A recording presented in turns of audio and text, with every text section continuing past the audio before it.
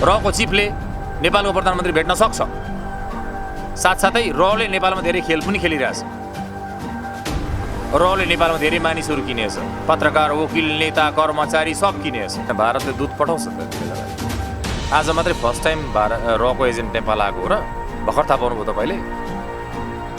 म त नेपालको पत्रकारितामा 50-51 सालदेखि छु, वर्षै पछि आउँछ नि यिनीहरू त। काठमाडौँमै तपाईँको रको चाहिँ हेडक्वार्टर छ। हाम्रो प्रधानमन्त्रीलाई क्वेसन गर्नुहोस् न, तपाईँ आफ्नो देशको प्रधानमन्त्रीलाई क्वेसन गर्नुहोस्, सर तपाईँले भारतको जासुससँग के कुरा गर्नुभयो भनेर हाम्रो प्रधानमन्त्रीलाई प्रश्न गर्नुहोस्। क्या भारतको जासुसलाई दोष दिने ठाउँ छैन? र एक्टिभ छ इन्डिया, बुझ्नुहोस् अब र के र मजाक होइन India. RW research and analysis wing of India, अघि पनि भन्यो, they are not joke, they want to interfere the world. राज्यले तिनीहरूलाई गर्दैन जसले कमाएका छन्, जसको आय आर्जन राम्रो छ। जसको आय छैन, जो विपन्न छन्, उनीहरूलाई त राज्यले आह्वान पनि गरिरहेछ नि त। यो समाचार चाहिँ पढ्नु भयो नि तपाईँले? जनता चाहिँ तपाईँको भट्टीमा बसेर दारू खाने अनि सरकारलाई गाली गर्ने। नेपालमा तपाईँ 90% मानिसहरू हेरेछ, 10%मा ठिक छ, 90% त तपाईँ के गरिरहेछन् यो देशमा? नेपालमा एउटा के भने नेपाल देशलाई ध्वस्त गर्न केही डार्क साइड एक्टिभ छ, त्यसलाई निमिट्यान्न गर्नुपर्छ आजको दिनमा। सेक्युरिटी फोर्सले नि याद राखोस्, साइबर क्राइम विशेष गरी साइबर क्राइम डिपार्टमेन्टले यी फेकहरूलाई समाता। सक्छौ भने समाता, सक्दैन भने राजीनामा दियो। हजारौँ लाखौँ मानिसहरू क्रिस्चियन भएका छन् अनि उनीहरूले त्यो कुनै कार्यक्रम स्पोन्सर गर्नै नपाउने। ती मान्छे आज चर्च ढले, मेचीदेखि महाकालीसम्म भएका प्रोटेस्टेन्ट र क्याथोलिक चर्च ढले। ती क्रिस्चियनहरू सबै हिन्दू भए या नेपाल छोडे भने मिल्दैन। तर छोडेका छैनन् भने त उनीहरूले त केही गर्न पाउँछ नि त यो देशमा। धर्मनिरपेक्ष छ आज कानुन यो देशमा, पाउँदैन होला? जनताहरू भ्रममा छन्। जनताहरूले अलिक किताब पढ्नुपर्छ, अलिक जाग्नुपर्छ, जनताहरूले अलिक राजनीति बुझ्नुपर्छ। त्यसै हावामा 2 पेक खाएको भरमा सोसियल मिडियामा स्ट्याटस लेखेर हुँदैन। अध्ययन गर, पढ, बुझेर आलोचना गर। राजनीतिमा अहिले मेलमिलाप चाहिएको छ क्या, विखण्डन होइन, मेलमिलाप चाहिएको छ, विभाजन होइन। नेपालको राजनीति विभाजित छ, स्प्लिटेड छ, अनेक टुक्रामा विभाजित भएको छ। तपाईँ हेर्दै हुनुहुन्छ युवा मन नेपाल। दर्शकबिन स्वागत छ, तपाईँ यति बेला युवा मन नेपाल हेर्दै हुनुहुन्छ। म छु कार्यक्रम प्रस्तोता किशोर श्रेष्ठ। दर्शकबिन, आज हामी समसामयिक विषयवस्तुमा केन्द्रित रहेर कुराकानी गर्नका लागि पत्रकार, लेखक एवं राजनीतिक विश्लेषक लीलाराज खतिवडासँग छौँ। आउनुहोस् उहाँलाई स्वागत गरौँ। स्वागत छ लीलाराज यहाँलाई। धन्यवाद किशोर। के छ पछिल्लो समय, केमा व्यस्त हुनुहुन्छ? म आफ्नै ठाउँमा एउटा छलफल चौतारी बनाइरहेको छु। यही ठाउँ होइन, रिसाइकल टायरहरू ल्याएर, युज भइसकेका टायरहरू जो हजारौँ माइलको यात्रा तय गरेर ग्यारेजमा थन्किएका थिए या कहीँ थन्किएका थिए, अनि आफ्नै साथीभाइहरू जो टायर व्यवसाय गर्नुहुन्छ उहाँहरूसँग सहकार्य गरेर मैले करिब 100वटा टायर हिजो र आज गरेर यहाँ भेला गरेँ। अब म यहाँ एउटा चाहिँ आफ्नो स्थानको नाम बागखोर, यो ठाउँ बागखोर हो। यहाँ हामी पहिला बाघ थुन्थ्यौँ भनौँ, हाम्रा पुर्खाहरू यहाँ बाघ थुन्थे, यहाँ जङ्गल थियो ठुलो, होइन, हामी बाघ थुन्थ्यौँ यहाँ खोरमा। त्यस कारणले यो ठाउँको पुरानो नाम बागखोर। त्यो ठाउँ आज विविध कारणहरूले पुरानो नाम आज सर्वसुलभ भएन, सबै समक्ष जान सकेन। त्यही भएर एकचोटि फेरि आफ्नो पुरानो स्थान बागखोरलाई रिइस्टाब्लिस गरौँ। के शीर्षकमा? छलफल चौतारी। किनभने आज अब नेपालमा, हाम्रो देशमा गाउँ गाउँबाट युवाहरूले, हरेक तबकाका व्यक्तिहरूले छलफल सुरु गर्नुपर्ने बेला आएको छ। डेमोक्रेसी हो यानि प्रजातन्त्र मुलुकमा व्याप्त छ कैयन वर्षदेखि, होइन, करिब 29-30 वर्षदेखि हामी प्रजातन्त्रको जश्न मनाइरहेका छौँ भने हामी व्यापक वैचारिक छलफल, बौद्धिक छलफल यो सब गर्नु जरुरी छ। किन हाम्रो देशमा वाचनालयहरू खुलेनन्, भट्टी त धेरै खुले, वाचनालय खुलेन, लाइब्रेरीहरू बन्द हुने अवस्था छ नेपालमा, होइन। जुन सोसाइटीमा वाचनालय र लाइब्रेरी यानि पुस्तकालय हुँदैन त्यो सोसाइटी पछाडि पर्छ। भनिन्छ नि, बोल्नेको पिठो बिक्छ, नबोल्नेको चामल पनि बिक्दैन भने जस्तै मानिसहरूले बाठो हुनु जरुरी छ। बात मार्न सिक्नुपर्छ, कसरी कुटनीतिक बात मार्ने, कसरी वैचारिक छलफल गर्ने, झगडा नगरी कसरी आफ्नो धारणालाई व्यक्त गर्ने, अरूसँग कसरी आइडिया सेयर गर्ने भन्ने कुराहरूको प्र्याक्टिस हाम्रो देशमा हुन पाएन। तर म चाहिँ त्यसमा विश्वास गर्छु कि बौद्धिक छलफलमा विश्वास गर्ने व्यक्ति भएको हुँदाखेरि मैले अहिले कोरोना महामारीले आक्रान्त भएका बेला पनि यो आफ्नो घर पछाडिको यो स्थानलाई मेरो छिमेकी दाजुहरूसँग मिलेर होइन एउटा छलफल गर्ने एउटा सानो चौतारीसम्म विकास गर्न पाएँ। हामी आफ्नो स्थानका ओझेलमा परेका कुराहरूलाई शिल्पीहरूलाई ट्यालेन्टेड मानिसहरूलाई इन्टरभ्यू लिने अन्तर्वार्ता गर्ने छलफल गर्ने एउटा स्थान हो यो। त्यसको चाहिँ प्रारम्भिक चरणमा छु। जस्तो पछिल्लो समयको राजनीतिक अवस्था होइन टिका टिप्पणी जस्तो तपाईँ स्पष्ट वक्ता पनि हुनुहुन्छ होइन आफूलाई लागेको कुराहरू जे छ त्यो राख्नुहुन्छ। अहिलेको राजनीतिक पृष्ठभूमि तपाईँले कसरी निहालिराख्नु भएको छ? अहिले रिसेन्टली पनि मैले केही भिडियोहरू प्रड्युस गरेको थिएँ जहाँ मैले केही पोलिटिकल एनालाइसिसहरू गरेँ होइन। म के भन्छु भने समग्रमा राजनीतिमा अहिले मेलमिलाप चाहिएको छ क्या, विखण्डन होइन, मेलमिलाप चाहिएको छ, विभाजन होइन। हेर्नुहोस् है, नेपालको राजनीति विभाजित छ, स्प्लिटेड छ, अनेक टुक्रामा विभाजित भएको छ। म यस कुरालाई केसँग मेटाफोर गर्न चाहन्छु भने पृथ्वीनारायण शाहले, बडा महाराज पृथ्वीनारायण शाहले नेपाल एकीकरण गर्दा नेपाल 2224 राज्यहरूमा टुक्रिएको थियो। त्यो अवस्थामा थियो नेपाल, साना साना राज्यहरूको झुन्ड थियो यहाँ होइन, साना साना 2224 राज्यहरू थिए। ती राज्यहरूलाई कुनै तरहले होइन तिनीहरूलाई कब्जामा लिएर बडा महाराज पृथ्वीनारायण शाहले एकीकरण गर्नुभयो। तर आज कैयन वर्षपछि मुलुक एकीकरण भएको मुलुक फेरि स्प्लिटेड भयो, फेरि आज टुक्रा टुक्रा भएको छ, गणराज्य भएको छ आज मुलुक। त्यति मात्रै होइन, यहाँ व्यक्तिहरू पनि विभाजित छन् अनि मुलुक फेरि स्प्लिटेड छ कुनै तरहले। नेपाल भन्ने एउटा भूगोल त हामीसँग छ, तर पनि मुलुक टुक्रिएको छ, विखण्डित छ। प्रदेश विभाजनलाई चाहिँ तपाईँले टुक्रेको भन्नु खोज्नुभएको? प्रदेश विभाजन मात्रै होइन, राजनीतिक रूपले मानिसका टाउकाहरू नै विभाजित छन् यहाँ। ती सबलाई फेरि एकीकरण गर्नु जरुरी छ। 30 वर्ष बहुदलीय व्यवस्थाले शासन गर्यो, तर के भयो त आज बेमेल, आज चाहिँ भाइचारा कायम हुन सकेन। केही दिन यता नेपाली राजनीति वृत्तमा एउटा विषयले खुबै चर्चा पाएको छ। त्यो के हो भने भारतीय गुप्तचर संस्था रका प्रमुख सामन्त कुमार गोयलसँग चाहिँ प्रधानमन्त्रीको भेटवार्ता, यो चाहिँ अलिकति कूटनीति विपरीत भयो भन्ने प्रश्नहरू उठ्दै गर्दाखेरि तपाईँलाई चाहिँ के लाग्छ? कुनै पनि इन्टेलिजेन्स एजेन्सीको चिफले प्राइम मिनिस्टरलाई, कुनै पनि देशको प्राइम मिनिस्टरलाई भेट्न सक्छ। अहिले संसार विपरीत होइन, अहिले सञ्चार साधनहरू सुलभ छन्, खबरहरू बाहिर गए जनता माझ पुगे भनेर रफ एनालाइसिस किन गर्ने? भेट्न सक्छु। किन कूटनीति विपरीत हुन्छ? भेट्न जरुरी छैन। र भनेको के हो तपाईँ पहिला यो र बुझ्नुहोस्। आरएडब्ल्यू र research and analysis wing of India, त्यहाँको चिफले नेपालको प्राइम मिनिस्टर या यहाँको चाहिँ सेक्युरिटी चिफहरूलाई भेट्न सक्छ। यो कूटनीति विपरीत छ कि छैन? कूटनीति विपरीत कसरी छ? कसरी छ? एउटा देशको प्रधानमन्त्रीलाई सोझै आएर इन्टेलिजेन्स, मैले भने त तपाईँलाई, प्रधानमन्त्रीले कुनै पनि मुलुकको इन्टेलिजेन्स चिफलाई भेट्न सक्छ। प्रधानमन्त्रीको डिप्लोमेटिक मिटिङमा तपाईँको विश्वका विविध मानिसहरू आउन सक्छन्। तर नेपालमा त धेरै खेल गुप्तचर संस्था रले गरेको छ भन्छ। त्यो बेग्लै कुरा, त्यो भेस्टेड इन्ट्रेस्ट के हो बेग्लै कुरा हो नि त। भेट्न त मिल्छ नि त हो सर। प्रधानमन्त्रीले तपाईँको चाहिँ छिमेकी मुलुकको तपाईँको इन्टेलिजेन्स चिफलाई भेट्न मिल्दैन र? तर कुनै समय तपाईँ नै विरोध गर्नुहुन्थ्यो, नेपालमा चाहिँ रले धेरै खेल खेलेको छ भनेर, अहिले फेरि समर्थन गरे। रले खेल खेल्नु अर्कै कुरा हो, रले खेल खेल्नु अर्कै कुरा हो, रको चिफलाई प्रधानमन्त्रीले भेट्नु अर्कै कुरा हो। डिफ्रेन्सिएट गर्नुहोस् न। रले खेल खेल्यो होला नेपालमा, इट्स ओके। इन्डियन एम्बेसी लैनचोरको मार्फत भनेको छु हो, थाहा छ हामीलाई, ठिकै छ त। अनि दसैँमा तपाईँको 1000 कार्टुन बियर बाँड्यो भन्दैमा रको चिफले प्राइम मिनिस्टरलाई भेट्नु अर्कै कुरा हो। काठमाडौँको दूतावास अर्कै कुरा हो, भारतीय दूतावास। नेपाल भारत पहिले यो बुझ्नुहोस्, नेपाल भारतभित्र अहिले कति समस्याहरू छन्। लिपुलेख लिम्पियाधुरा कालापानीको समस्या छ, बोर्डरका विभिन्न समस्याहरू छन् हैन, विभिन्न स्थानमा रामको जन्मभूमिबारे विवादको कुराहरू छन्। अनि यसै पुरा कुरा सुन्नुस् न, मिलाउने पनि एउटा लेभलको हुन्छ होला नि त बैठक पनि हैन। Let me complete.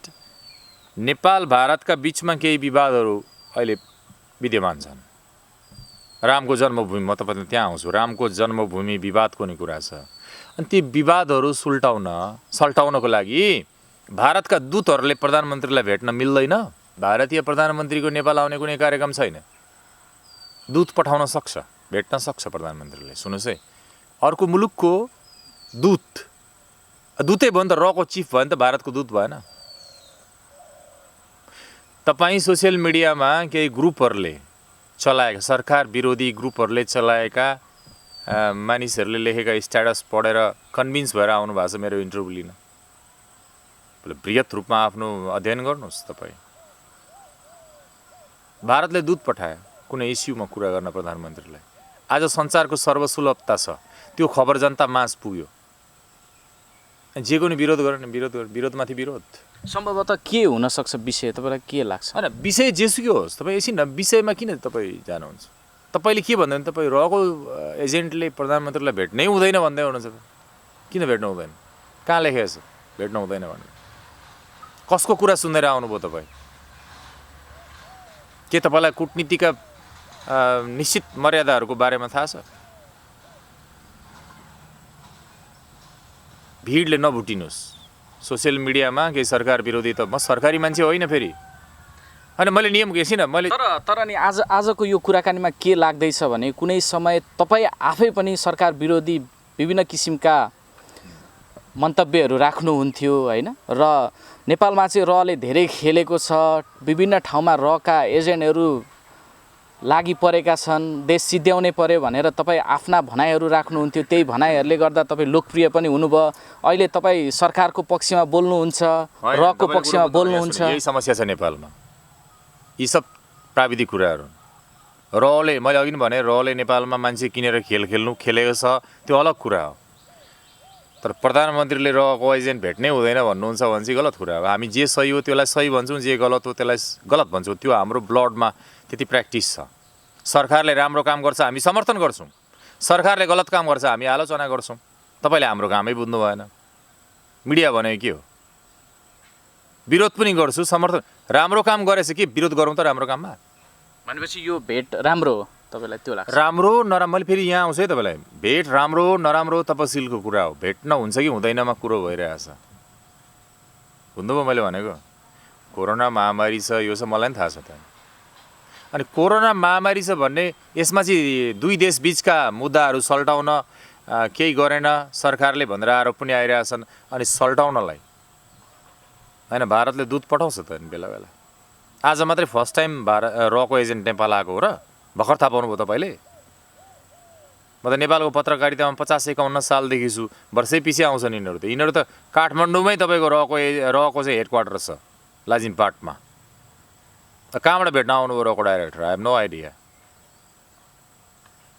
रले नेपाल ध्वस्त गरेछ यो पनि भन्छु म तपाईँलाई। नेपालको धेरै मान्छे किनेछ रले।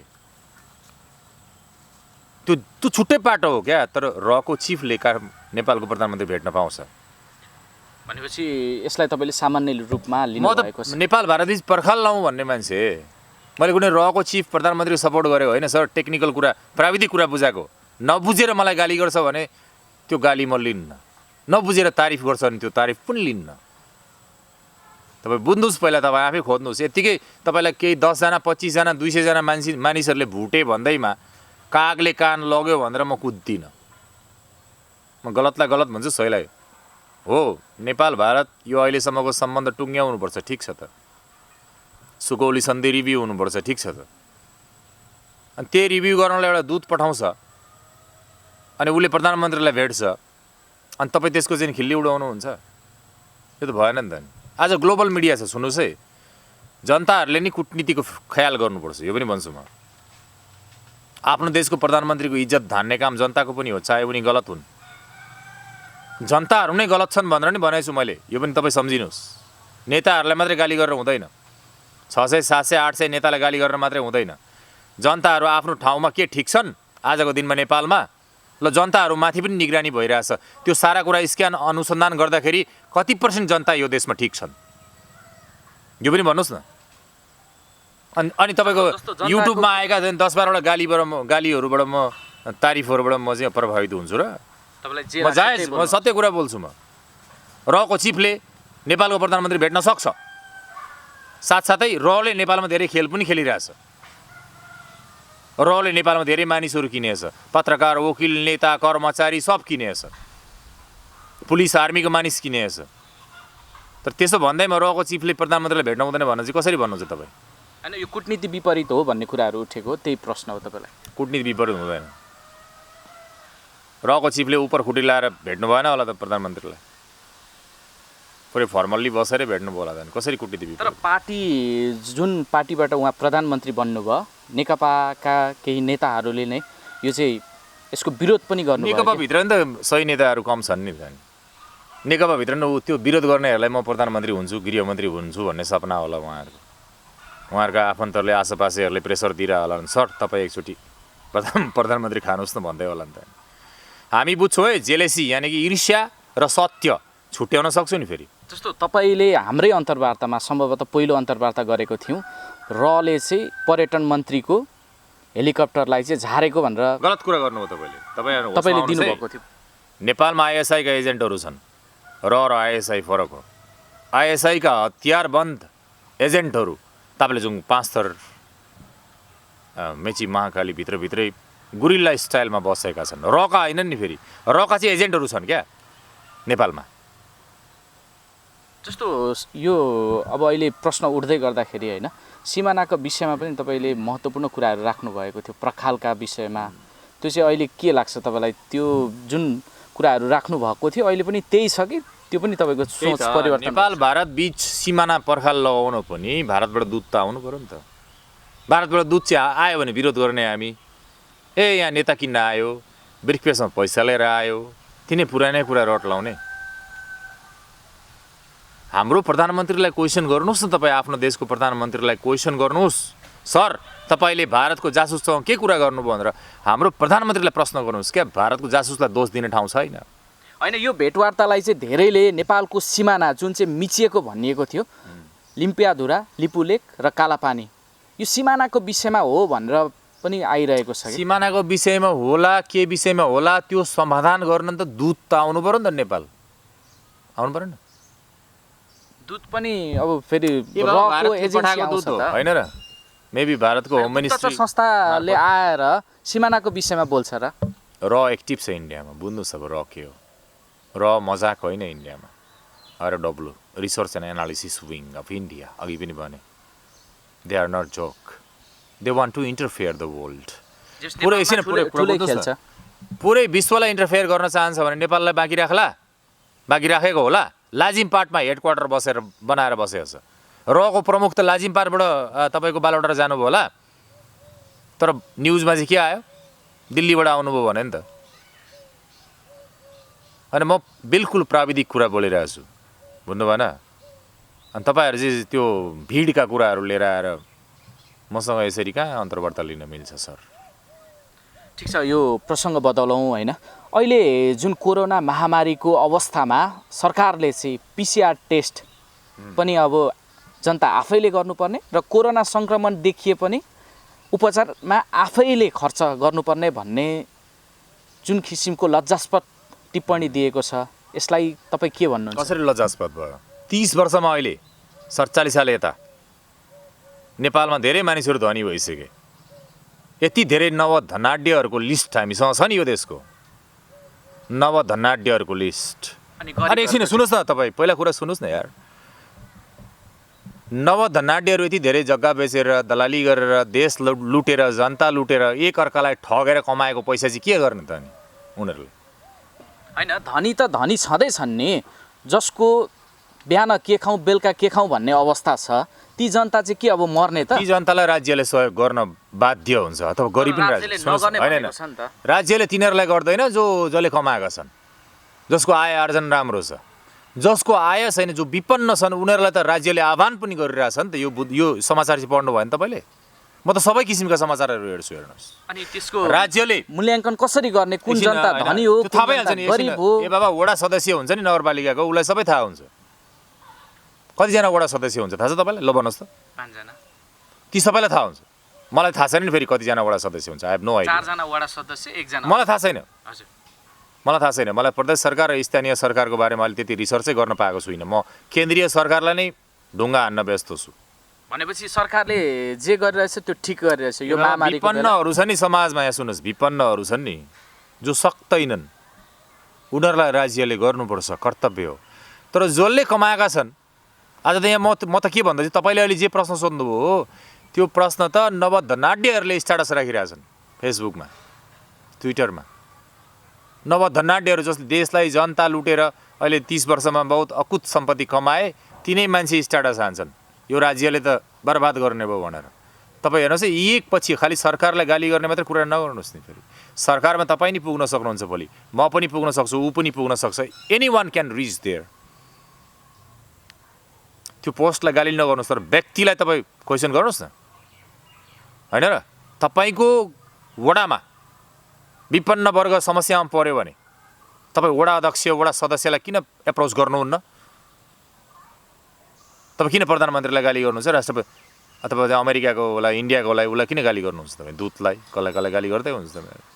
तपाईँ आफ्नो घर ठिक राख्नुहुन्न, अनि तपाईँ छिमेकीको घर च्याएर अनि त्यहाँ गाली गर्ने? विपन्नहरूलाई जुनै पनि मुलुकमा, जसको पाकिस्तानी प्रधानमन्त्रीको कुरा नि सुन्नुभयो होला, होइन? उसले के भन्छ? विपन्नहरूलाई म मद्दत गर्छु भन्छ। होइन, नेपालको प्रधानमन्त्रीले त्यसो भनेका छन्, अरूहरूले पनि भनेका छन्, होइन? तर यहाँ बेसी बिचका मानिसहरूले हल्लाखल्ला गर्छन् क्या। 10-20 कमाएर जो मोटाएका छन् नि, तिनीहरू नै स्ट्याटस लेख्छन्। अनि ती गरिबहरूको त हातमा मोबाइलै छैन नि, जसको भात खानलाई समस्या छ उसले लेख्छ स्ट्याटस। अनि तपाईँ कसको स्ट्याटस पढेर मसँग चाहिँ इन्टरभ्यू लिन आउनुहुन्छ? तपाईँ विपन्न वर्गमा त पुग्नुपर्छ। तपाईँले विपन्न वर्गमा राज्य, सुन्नुहोस् है, तपाईँले सामाजिक सञ्जालका कुरालाई किन यति होइन सामाजिक सञ्जाल भनेर होइन, ट्रस्टेड छैन नि त, फेक छ नि त सर। हामीले चाहिँ सामाजिक सञ्जालको 1000 मध्ये 98 तपाईँको 98% एकाउन्ट रिसर्च गर्दाखेरि फेक भेटियो। एउटै मानिसका, एउटै ग्रुपका चाहिँ 200 वटा एकाउन्ट भेटिए रिसर्च गर्दा। डाटा छ है मसँग, म तपाईँसँग आज बेग्लै रूपमा प्रस्तुत भएँ डेफिनेटली, होइन र? आज त तपाईँ फेर एकदम गाली गरेर मलाई समर्थन गरिराख्नु भएको छ। मलाई भिडले गाली गरेर म डराउँदिनँ, तर म के भन्दैछु भने सरकारको मैले समर्थन गरेको छैन, यो पनि बुझ्नुहोस् तपाईँ। यो सरकार त उल्टिन्छ, यो सरकारका पदाधिकारीहरू त भोलि कैद हुन सक्छन् यदि भ्रष्टाचार गरेको छ भने। तर जनता चाहिँ के गर्दैछन्? That's my question. अनि खालि उसलाई मात्रै गाली गर्ने, अनि आफू चाहिँ ठिक छु भन्ने, ठाउँ ठाउँमा चाहिँ होटल खोलेर वेश्यावृत्ति गर्ने, नाबालिगहरूलाई गराउने, वेश्यावृत्ति गर्ने गराउने, 2 नम्बरी काम गर्ने को क्याबिनेटको मान्छेले गर्छ? जनताले पनि त गर्छ नि, क्याबिनेटकोले गरिरह होला। आरोप लागेकाले एकजना गोकुल बास्कोटा गिरे, अर्को गिरे, 2-4 जना होला त, प्रमाणित हुन बाँकी होला के होला? ठिक छ, त्यहाँ पनि मैले पहिला नै भनेको छु, यदि राज्यमा बसेर राज्य सञ्चालन गर्नेले भ्रष्टाचार गर्छ भने त्यहाँ हेर्ने निकायहरू पनि छ, त्यहाँ अन्तर्राष्ट्रिय निकायले पनि निगरानी गरिरहेको हुन्छ। तर नेपालको गाउँ गाउँमा चाहिँ तपाईँको होटल खोलेर नाबालिगहरूलाई वेश्यावृत्ति गर्न बाध्य गराउने साउहरूबारे चाहिँ कसले अनुसन्धान गर्छ? त्यसले पुलिसलाई नै हप्ता दिन्छ, त्यसले सिस्टमलाई किनिरहेको हुन्छ, होइन र? त्यो त त्यही भएर त सरकार स्ट्रङ हुनु पर्यो, होइन? नियम कानुन, नागरिकहरू पनि एकछिन, सरकार मात्रै तपाईँ सरकार छोड्नुहोस् न यार, को सरकार म चिन्दिनँ एकछिन। देश कसले चलाउने? नागरिक एकछिन, नागरिकले देश, जनताले चलाउने हो देश। यो देशको सम्प्रभुता जनताको हातमा छ। अन्त कानुन बुझेको छैन, जनताले के गर्न सक्छ अधिकार आफ्नो थाहा छैन, नागरिक अधिकार के हो थाहा छैन, अनि जनता चाहिँ तपाईँको भट्टीमा बसेर दारू खाने अनि सरकारलाई गाली गर्ने। नेपालमा तपाईँ 90% मानिसहरू हेर्नुहोस् न, 10%मा ठिक छन्, 90% त तपाईँ के गरिरहेछन् यो देशमा तपाईँलाई थाहा छ नि, होइन र? होइन र? तसर्थ तपाईँ ब्यालेन्समा कुरा गर्नुहोस् के। सरकार गलत छ त्यहाँ क्वेसन उठाउनुहोस्, व्यक्ति गलत छ त्यहाँ पनि क्वेसन उठाउनुहोस्। संयमित सबैजना हुनु पर्यो, होइन? मिलेर जानु पर्यो। मैले सुरुमै भने अघि, यहाँ सबै कारबाहीमा पर्नेवाला छन्। सरकार, जनता, तिनै तहका सरकार, जनता सबै कारबाहीमा पर्छन्। यदि गलत काम गरेको छ भने, गलत काम गरेको छ भने म पनि कारबाहीमा पर्न सक्छु, म त्यसको लागि तयार छु। बुझ्नुभयो? यदि मैले गलत काम गरेछु यो देशमा भने यो देशको कानुन अनुसार म सजाय भोग्न तयार छु। तर सबै मानिस तयार छन्? सबैको रेकर्ड चाहिँ छ खुफियासँग। यो बिचमा 30 वर्ष 47 सालपछि नेपालमा जसले के गरे सबै रेकर्ड छ, सबै निगरानीमा छन्। तयार छौ? तयार छन्? म त तयार छु। म गलत गरेछु, म यो देशको कानुन अनुसार सजाय भोग्न तयार छु। के तपाईँ तयार हुनुहुन्छ? र यो देशको अब हुने परिवर्तनले कसैलाई छोड्दैन, प्रधानमन्त्री, गृहमन्त्री, राष्ट्रपति कसैलाई छोड्दैन। सरकारले नागरिकलाई सम्बोधन गर्न सकेन, सरकार र नागरिकहरू बिच खाडल ग्याप बढ्दै गएको छ। तपाईँले अघि भन्नुभयो नेपालमा चाहिँ निःशुल्क उपचारको कुरा चाहिँ विपन्नहरूलाई मात्र लागू हुन्छ। ती चाहिँ देश लुटेर ककुत सम्पत्ति कमाएर खाटमुनि राख्ने, घरमुनि राख्ने, अनि स्ट्याटसी भट्टीमा बसेर रक्सी खाएको मुडमा सरकार गाली गरेको डाटाले म पत्याउँदिनँ सर। म पनि यो देशमा बहुत गल्ली गल्ली चाहेँ, बहुत भोकभोकै हिँडेँ। म कि आर कि पारमा छु अहिले। अहिले घरमै हुनुहुन्छ? घरमा लकडाउन सुरु भएपछि म घरमै छु। 46 सालपछि सबैभन्दा बेसी समय घर बसेको अहिले हो। अब घरै बस्छु, त्यही भएर मैले यो रिसाइकल मटेरियलहरू ल्याएर म यहाँ छलफल चौतारी यस्तै विषयमा छलफल गर्न, जे सही छ त्यो सही भनौँ, जे गलत छ त्यसलाई गलत भनौँ, चाहे भिडले हामीलाई गाली गरोस् या ताली बजाओस्, मतलब मलाई।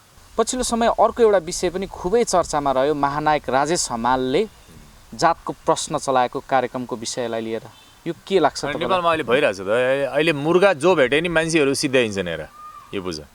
मुर्गा चाहियो क्या यहाँ अहिले। त्यही त अघि कसलाई त्यो विम ल्याउने, प्रोपोगन्डा गर्ने, स्क्यान्डल गर्ने एउटा ग्रुप छ, त्यसलाई एउटा विषय चाहिरहेको हुन्छ। कहिले त्यसलाई नायक चाहिन्छ, कहिले महानायक चाहिन्छ, कहिले जात चाहिन्छ, कहिले के चाहिन्छ, वर्गीय विभिन्नता चाहिन्छ उसलाई, कहिले मान्छेहरूको पोलिटिकल होइन डाइभर्सिटी चाहिन्छ उसलाई। अनि त्यस्तो खालको नेपालमा गलत के हो तपाईँलाई के लाग्छ? नेपालमा एउटा के भने नेपाल देशलाई ध्वस्त गर्न केही डार्क साइड एक्टिभ छ, त्यसलाई निमिट्यान्न गर्नुपर्छ आजको दिनमा। सेक्युरिटी फोर्सले नि याद राखोस्, साइबर क्राइम विशेष गरी साइबर क्राइम डिपार्टमेन्टले यी फेकहरूलाई समात, सक्छौ भने समात, सक्दैन भने राजीनामा देऊ, गएर आफ्नो बाबुबाजेले दिएको जमिन छ भने खेतीपाती गरेर बस, नभए लेबर गर, श्रम गर। म त त्यसो भन्छु। होइन, यो राजेश हमालको कार्यक्रम जातको प्रश्नलाई चाहिँ तपाईँले कसरी निहाल्नु? जातको प्रश्न चाहिँ उठाउन मिल्दैन, चाहे जसले उठाओस्, मिल्दैन। सही हो, सही गलत म भन्नेवाला छैन, जनताले भन्ने हो। म सही गलतको निर्क्युल कहिल्यै गर्दिनँ। म चिजबिजलाई फ्याक्ट राखिदिन्छु, सही गलतको निर्क्युल जनताले गर्छन्। जस्तो यो चाहिँ होइन कुनै एउटा धर्मसँग आबद्ध संस्थाले चलाएको हो भन्ने प्रश्नहरू। नेपालमा चाहिँ तपाईँको कति सालदेखि यहाँ चाहिँ मेचीदेखि महाकालीसम्म प्रोटेस्टेन्ट चर्चहरू बनेका छैनन्? हजारौँ लाखौँ मानिसहरू क्रिस्चियन भएका छन्, अनि उनीहरूले त्यो कुनै कार्यक्रम स्पोन्सर गर्नै नपाउने? ती मान्छे आज चर्च ढले, मेचीदेखि महाकालीसम्म भएका प्रोटेस्टेन्ट र क्याथोलिक चर्च ढले, ती क्रिस्चियनहरू सबै हिन्दू भए या नेपाल छोडे भने मिल्दैन।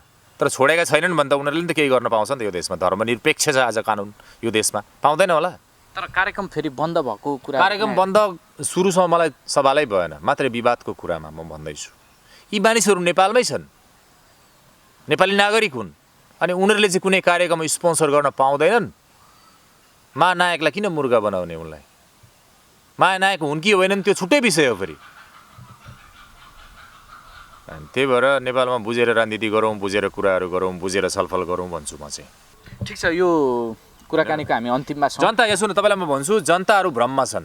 जनताहरूले अलिक किताब पढ्नुपर्छ, अलिक जाग्नुपर्छ, जनताहरूले अलिक राजनीति बुझ्नुपर्छ। त्यसै हावामा 2 पेक खाएको भरमा सोसियल मिडियामा स्ट्याटस लेखेर हुँदैन। अध्ययन गर, पढ, बुझेर आलोचना गर, सरकारले तिम्रो कुरा सुन्छ। त्यति भन्छु म। Thank you very much.